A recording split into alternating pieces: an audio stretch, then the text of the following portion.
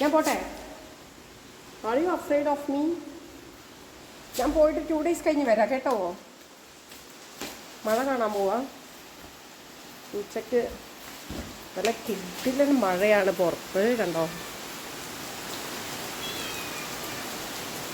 ഞാൻ ഈ മഴയത്ത് കോളേജിൽ പോകുന്ന എന്നോട് നിങ്ങൾക്ക് സഹതാപം തോന്നില്ലേ? ഹായ് മഞ്ഞില്ല. ഇവർ പുറത്തൊക്കെ പോയി കഴിച്ച് ഫുൾ പുതിയ ലിപ്സ്റ്റിക് ട്രൈ ചെയ്തു.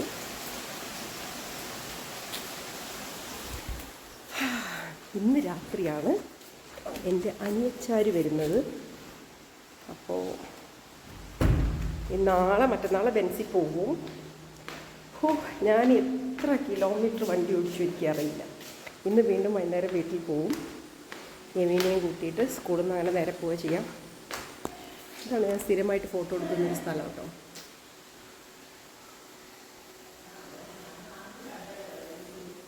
മുടിയൊന്നും ഒരു കോലില്ല.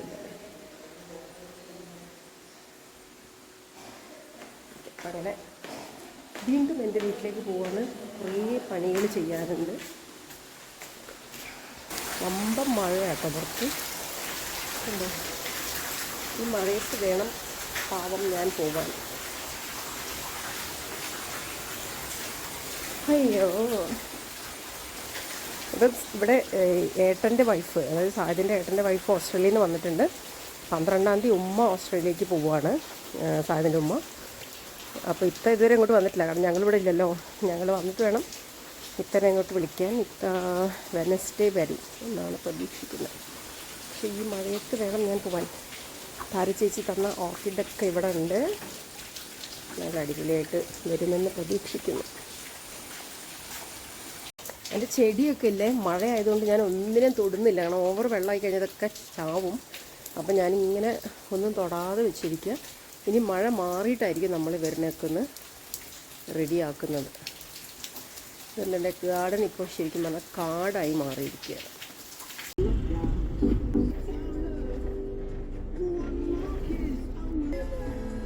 അമ്മായി മാത്രമേ ഉള്ളൂ, പേരക്കുട്ടിയില്ല.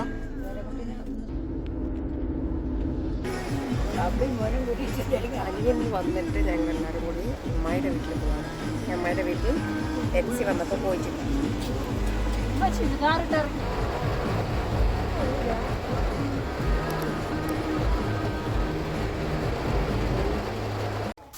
നെസ്റ്റ് എന്നാണ് കേട്ടോ ഈ വീടിൻ്റെ പേര്. ഇത് ഉപ്പൻ്റെ അനിയത്തിയുടെ വീടാണ്, ആയിഷുമ്പോ അമ്മായിയുടെ. ഇവിടെ കുറേ ചെടിയുണ്ട്. ഇവിടെ അമ്മായിക്കൊക്കെയും അമ്മായിയും ഒക്കെ ചെടിയുടെ ആൾക്കാരാണ്. കണ്ടോ, നിറയെ ചെടികളുള്ള ഒരു വീടാണ്.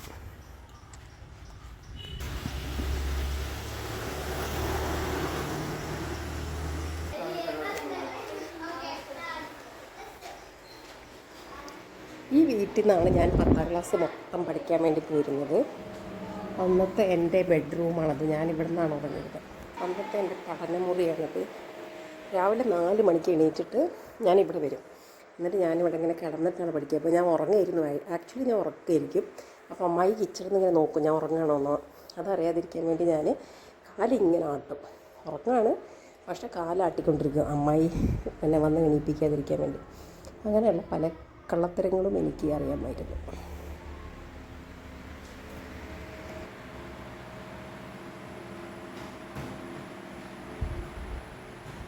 ആക്ച്വലി ഇവിടുന്നായിരുന്നു അന്നത്തെ അടുക്കള. അപ്പോൾ അമ്മായി ഇവിടെ വന്നിട്ട് ഞാനിവിടെ ഉറങ്ങുന്നുണ്ടോ നോക്കും 4 മണിക്ക്. അപ്പോൾ ഞാൻ ഇങ്ങനെ നോക്കുമ്പോൾ കാണാമല്ലോ അല്ലേ. അപ്പോൾ ഞാൻ അവിടെ ഇങ്ങനെ കാലാട്ടിക്കൊണ്ടിരിക്കും. അങ്ങനെയൊക്കെ കഷ്ടപ്പെട്ടാണ് ഞാൻ പഠിച്ചത്. ഇതാണ് ഞാൻ 10th പഠിക്കുമ്പോഴത്തെ എൻ്റെ റൂം. ഈ റൂമിലിരുന്നാണ്, ഇവിടെയാണ് ഞാൻ എൻ്റെ സാധനങ്ങളൊക്കെ വെക്കും. ഇവിടെ ഒരു മേശ ഉണ്ടായിരുന്നു, അപ്പോൾ അതിൽ ഞാൻ പഠിക്കും. ഇവിടെ ഇരുന്നാണ് ഞാൻ പഠിച്ചിരുന്നത്. എന്നിട്ട് ഈ കട്ടലിൻ്റെ താഴെ ഞാൻ എൻ്റെ ഡയറികൾ വെച്ചിരുന്നു, 10th ഡയറി. അപ്പോൾ അമ്മായി ഒരു ദിവസം കള്ളത്തി അമ്മായി എൻ്റെ ഡയറി എടുത്ത് വായിച്ചു. എന്നിട്ട് ഉമ്മാക്ക് കൊണ്ടുപോയി കൊടുത്തു. എൻ്റെ മൊത്തം പൊളിഞ്ഞ് പാളീസായി.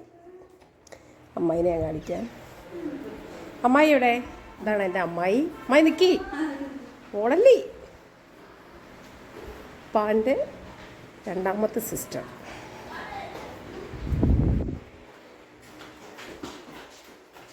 കയറിക്കോളി, എല്ലാവരും വണ്ടി കയറിക്കോളി. നമ്മളെല്ലാം തിന്നണ്ടി വരും. എന്താ ഏജി അവിടെ എമ്മി വേഗം കഴിച്ചിട്ട് അവിടെ പോയിരിക്കുകയാണ്. ഏജി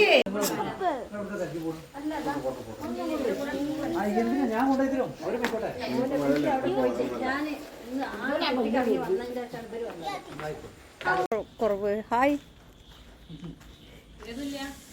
ഇല്ല, ഞങ്ങളെ പഴയ അയൽവാസികളൊക്കെ ഒന്ന് കാണാൻ വേണ്ടി ഓടി വന്നതാണ്. ഇവിടെ വന്നിട്ട് 2 ആഴ്ചയായി. This is my old house. ഞാൻ എൻ്റെ വിവാഹം വരെ ജീവിച്ച എൻ്റെ സ്വന്തം വീടാണിത്. ഓ മൈ ഗോഡ്, ഇതൊക്കെ പഴയ സ്ഥലം പോലും മനസ്സിലാവണില്ല. കണ്ടോ, ഇവിടെ എന്തൊരു ബിരിയാണി. ഇവിടെ ഏതാ കോഴിമുട്ട പഴം വരെ എന്നൊക്കെ പണ്ടത്തെ ഞങ്ങളെ കിണർ. എന്തിനും ഇത് ഒരവിടെ വണ്ടി നിർത്തിയിരിക്കുകയാണ്. ഇതാണ് എൻ്റെ പഴയ വീട് കേട്ടോ. ഈ വീട്ടിലാണ് ഞങ്ങൾ ജനനം മുതൽ കല്യാണം വരെ ജീവിച്ച സ്ഥലം. കറുവാപ്പട്ട മരം, നമ്മളെ പഴയ കറുവാപ്പട്ട മരം ആണ് ഞങ്ങളുടെ വീടിൻ്റെ അടുക്കള.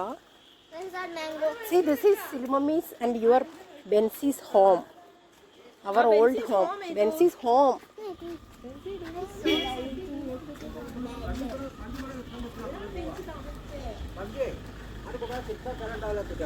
ആന്തി, ഇതാണ് ഞങ്ങളുടെ പഴയ വീട് കേട്ടോ. ഇപ്പോൾ വാടക കൊടുത്തിരിക്കുകയാണ്. ഇതാണ് ഞങ്ങളുടെ ഒരു നാടൻ മാവ്. ഭയങ്കര ടേസ്റ്റുള്ള മാങ്ങ കേട്ടോ. ഇതുമെന്ന് അധികം ഒന്നും ഉണ്ടാവില്ല. നമ്മൾ കടുമാങ്ങ ഇടൂലേ, അതേ മാവാണ്. ഇതാണ് ഞങ്ങളുടെ വീടിൻ്റെ ബാക്ക്. ഈ ഡോറിൽ ബെൻസി നിനക്ക് ഓർമ്മയുണ്ട്, ഈ ഡോറിൽ നമ്മൾ തൂങ്ങിയിട്ട് തുറക്കുന്നത്. വീട് ഇങ്ങനെ തൂങ്ങിയിട്ട് ഞങ്ങൾ തുറക്കുമായിരുന്നു. എൻ്റെ റൂമിലാണ് ആ ലൈറ്റ് കത്തി കാണുന്നില്ലേ, അതായിരുന്നു എൻ്റെ. ഈ റൂമായിരുന്നു എൻ്റെ ഫസ്റ്റത്തെ റൂം. പിന്നെ കവറില്ല, വണ്ടിയിലാണ് എടുക്കണം, ഡിക്കിയിലാണ് ഞാൻ എടുക്കാം. ഇതാണ് എൻ്റെ ഫസ്റ്റത്തെ റൂം. അത് കഴിഞ്ഞ് മിഡിൽ റൂമായി. പിന്നെ ഞാൻ കല്യാണം കഴിഞ്ഞപ്പോൾ ഇവിടുന്ന് പോയി. ഇതാണ് ഞങ്ങളുടെ പഴയ അയൽവാസീനെ കാണാൻ പോകണം. മറിയാമുത്താത്ത. മറിയം താത്തൻ്റെ വീട്ടിൽ നിന്നാണ് ചോക്ലേറ്റ്. യെസ്, മറിയം താത്തയും മമ്മൂട്ടിയാക്കിയാണ് ഈ വീട്ടിലുള്ളത്. അവർക്ക് കുട്ടികളുണ്ടായിരുന്നില്ല. അമ്മ എടുത്തിട്ടില്ല. അതിൽ 2 എണ്ണമുള്ള ഒന്നേ ഇവർക്ക് കുട്ടികളുണ്ടായിരുന്നില്ല. അപ്പോൾ ഇവരെ വീട്ടിലാണ് ഞങ്ങൾ വെള്ളം മുക്കാൻ, കറണ്ടില്ലാത്തുമ്പോൾ പല്ല് തേക്കാൻ ഒക്കെ ആശ്രയിച്ചിരുന്ന ഒരു വീടാണത്. ഇവിടുത്തെ വീടിൻ്റെ മുറ്റത്ത് ഒരു ഇല പോലും കിടക്കുന്നില്ലല്ലോ. ഇത് അന്നും ഇങ്ങനെയാണ്. ഇപ്പോൾ ഇവിടെ വൈകുന്നേരം ഇത് 6 മണി കഴിഞ്ഞതുകൊണ്ട് 4 ഇല കിടക്കുന്നുണ്ട്. ഇവരുടെ മുറ്റം എപ്പോഴും ഭയങ്കര ക്ലീനായിരിക്കും. അന്ന് മുതലേ ഇങ്ങനെയാണ്. അല്ല, ഞങ്ങളെ അവിടെ വണ്ടി നിർത്തിക്കാം. കാണാൻ പറയുമ്പോൾ തൻ്റെ വീടിൻ്റെ ബാക്ക് വശം.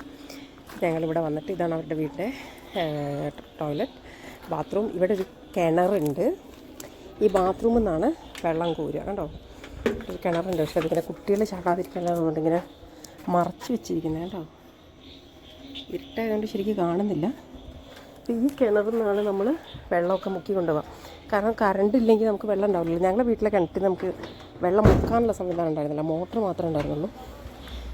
ചൂലൊക്കെ വെച്ചിരിക്കണം. അന്നേ ഇവരുടെ വീട് ഭയങ്കര നീറ്റ് ആൻഡ് ക്ലീനാണ്. ചെറിയ വീടാണെങ്കിലും ഒരു ഇലയോ പുല്ലോ ഉണ്ടോ, ഇവിടെ ഒന്നും ഇപ്പോൾ ഒരു ഇലയോ പുല്ലോ ഒന്നും വെച്ചില്ലാണോ. വിറകൊക്കെ ഇങ്ങനെ കൃത്യമായിട്ട് ഓർഡറിൽ വെച്ചിട്ടുണ്ടാവും. ഈവൻ ഇവരുടെ പറമ്പിൽ പോലും ഒരു ഇല വീണ് കിടക്കില്ലായിരുന്നു. ഒരു ഓല തെങ്ങുമെന്ന് വീണ് കഴിഞ്ഞാൽ അപ്പം തന്നെ ഇവരത് മുറിച്ച് വിറകാക്കി കെട്ടി വെക്കുമായിരുന്നു. അതാണ് ഈ വീടിൻ്റെ ഒരു പ്രത്യേകത.